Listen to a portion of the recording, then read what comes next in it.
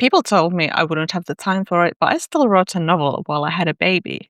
Twice. If you're new here, hi, I'm Katri, I'm your new writing bestie, and this is Protagonist Crafts, the place for people who are kind of obsessed with that whole writing thing. Yes, obsessed enough to write while holding their precious newborn in their arms. Newborns are kind of boring. For authenticity's sake, I wanted to film this video on the sofa, which is where I also write, but the lighting situation today is crazy. It's an extremely dark day, so you're getting my aesthetic little corner. Anyway, I started writing my first published novel when my eldest was a newborn, and I mean that literally. Like, I texted my husband from the hospital, like, please bring me a notebook. I need to write some ideas down. My medication may or may not have something to do with that, but still. And although we currently are sitting at my very cool desk, I actually rarely do any writing here, and I definitely didn't when my children were babies. I wrote by hand in many, many notebooks.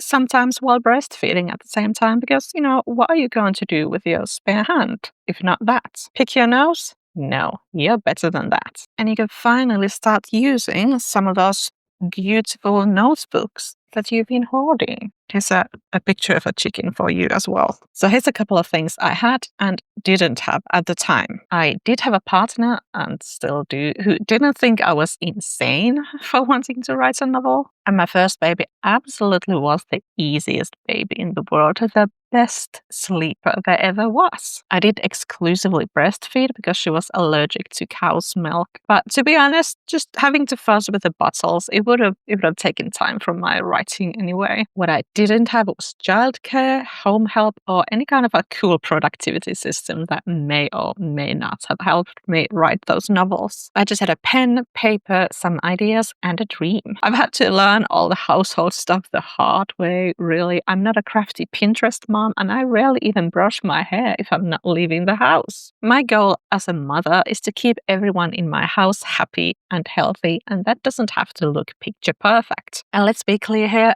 everyone includes me, and I'm happy and healthy when I get to write. It's absolutely non-negotiable for me, so I did it. But to be clear, I'm not making this video to be like, well, I did it, therefore you can do it.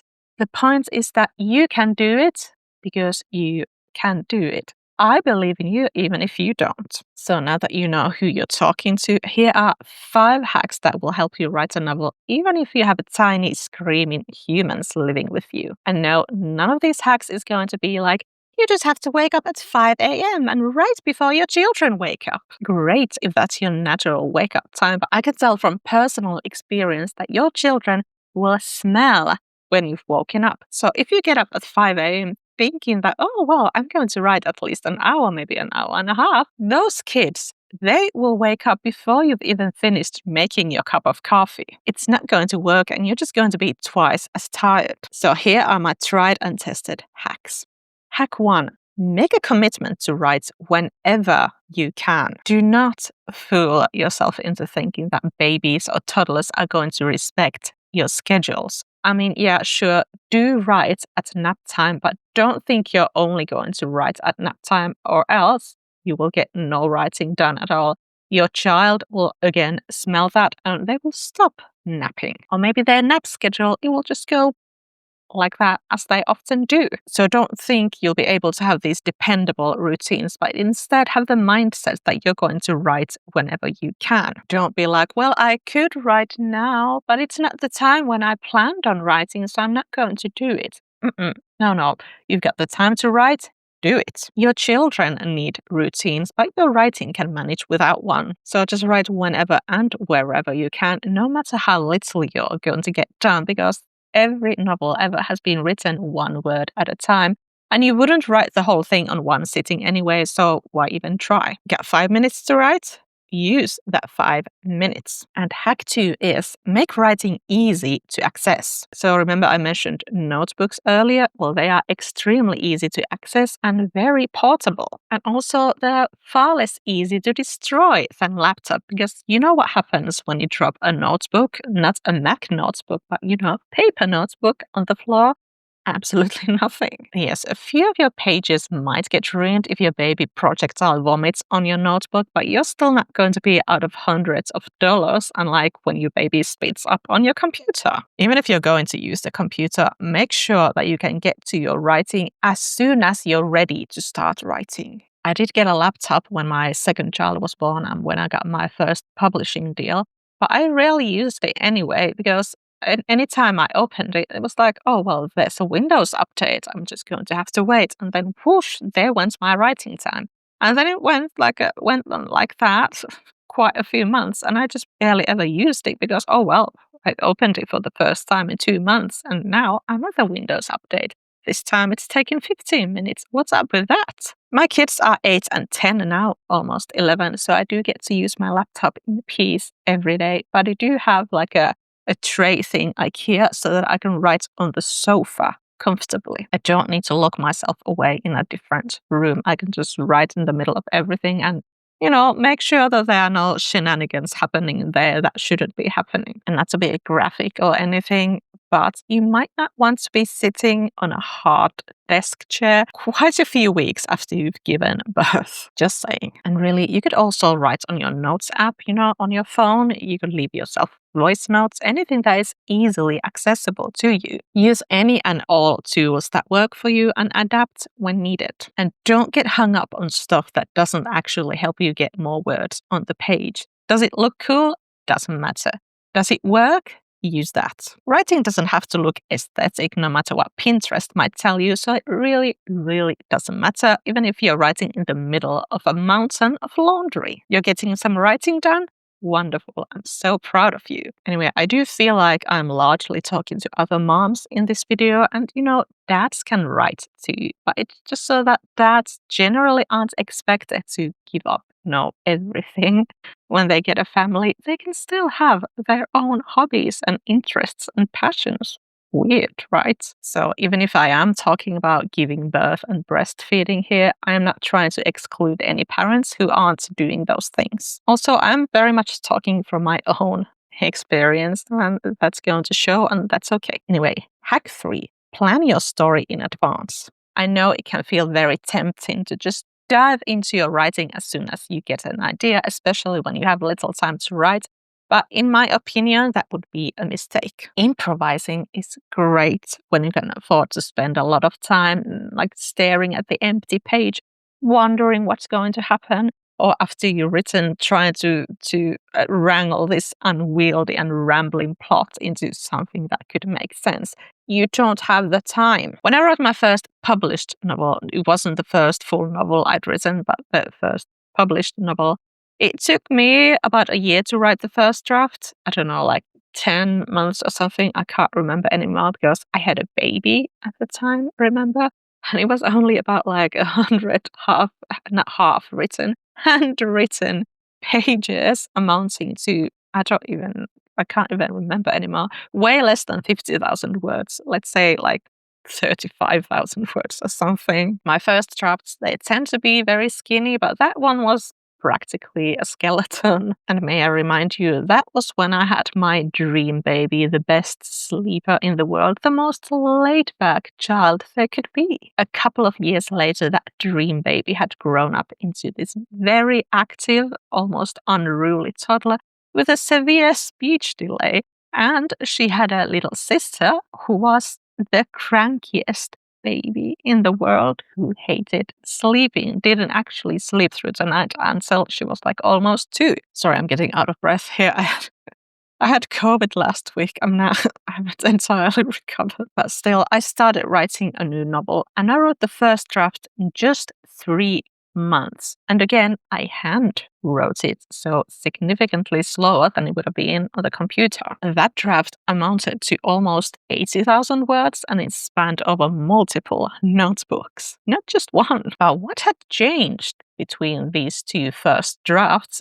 besides, the difficulty level of parenting going way up? I had learned to plan, plot, and outline my novel. So yeah, it did take me a month to outline that novel. It doesn't have to take a month, but that was the first time that I did that. And again, to children, brain fog. I would say that spending that month on planning that novel really, really paid off in the long run. If you want to learn how to do that too, I've got plenty of resources for plotting your novel, including a playlist of my best plotting videos. So check them out. While you're at it, do subscribe to this channel to get more actionable writing tips for busy humans. And my fourth hack is write in scenes, not chapters. This does have to do with plotting, but just thinking of your story like this, it's going to make it seem a lot more manageable. And I do still need to make a video about the right way to write chapters, but what you need to know at this point is that you don't need to be thinking about chapters now for a very long time. You see, a scene is a self-contained unit with a goal, some kind of a conflict usually, and an outcome. While a chapter, it could have multiple scenes inside of it, or it could cut off in the middle of a scene, which is often should actually. Or, you could write a novel without chapters at all, but it will still definitely have scenes. Think of it kind of like outfits. So different pieces of clothing, they are like the parts of scene structure. And then your scene is a full outfit. And your chapter is like a shelf in your wardrobe. You decide what goes in it, and then the whole wardrobe is your novel. Personally, I do like to outline my scenes as well in the outlining process, but you could also work with just a scene list. And then before you start writing any given scene, whether it's right before or maybe the night before, just think about your scene, your next scene, your self-contained unit while you're washing the laundry or changing diapers or taking the laundry out of the washing machine or making dinner or folding the laundry. So here are the things that you should know about any given scene. Where does it take place and when? Who is the point of view character? What does this point of view character want now? As in, what is the scene goal? And what's going to go between this character and their goal? Because usually you should be saying no or yes, but to your characters. Otherwise, you don't have a story if they just immediately get what they want. And then what is the new unwanted or at least unexpected outcome? How does this character react to it? On the inside and on the outside, and then what do they decide to do next? So thinking of your story as little units like that, they are the building blocks of your story. It's a lot more manageable than thinking, oh no, I need to write a novel. I have a baby, I have a toddler. How do I write a novel? Don't. Just write a scene. You've got your outline, so you know where you're going, and you can also write your scenes out of order because you know where they belong. Easy. And then my final hack is respect your writing time. You've decided to write, so go and do it. And barring emergencies like your toddler standing on top of the kitchen counter or your baby doing an explosive neck poop, chances are that you can afford to finish writing that sentence, if not the entire scene. And whenever you sit down to write, or whatever position you're doing your writing in, don't let yourself become distracted by stuff like the laundry or the dishes or your best friend's new Instagram post. You owe it to yourself to dedicate time to the stuff that you love, even if it's difficult in your current messy life. Also, make sure that the people you live with, children and adults alike, don't see your writing time as free time. You're occupied, ocupado. This is not the time to ask for a snack or ask where the guest towels are. Yes, you are the most important person in the world. I'm sure nothing would happen without you.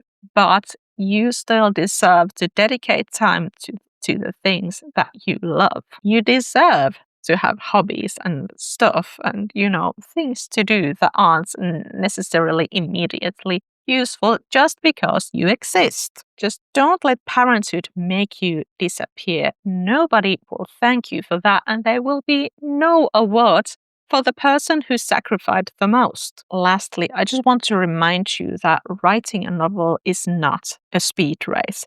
And any modern writers, especially ones that aren't yet internationally best-selling authors, they have a lot of stuff on their plates. They have other responsibilities. They have families and work and, things. And most people, they don't have servants for them to wipe their children's butts or, to clean the litter boxes and, doing laundry. Why is there so much laundry?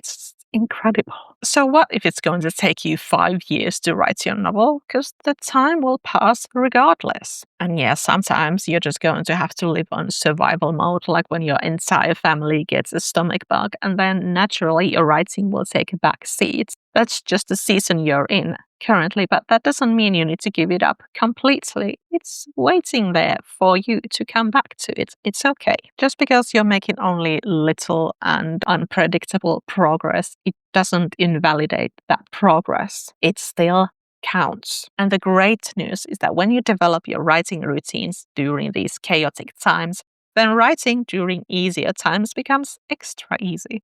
You'll be like a writing superhero. If you found any of these tips useful, do lightly tap the like button and then go and get my free plot planner that will totally change how you see plotting your novel.